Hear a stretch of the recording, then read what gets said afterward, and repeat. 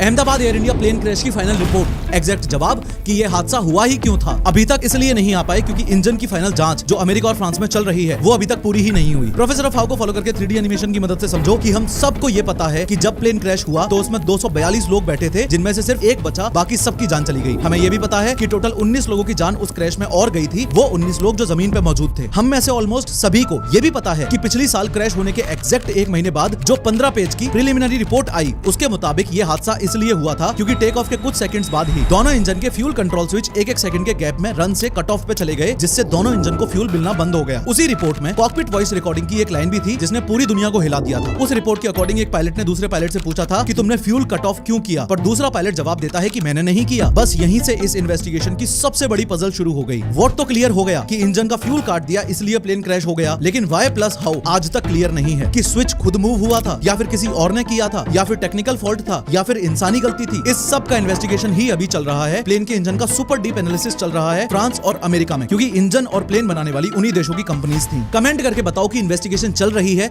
या इन्वेस्टिगेशन को लटकाया जा रहा है। जो पायलट्स अब इस दुनिया में अपने आप को डिफेंड करने के लिए नहीं बचे, सारा जिम्मा उनके सर तो नहीं डाल दिया जाएगा।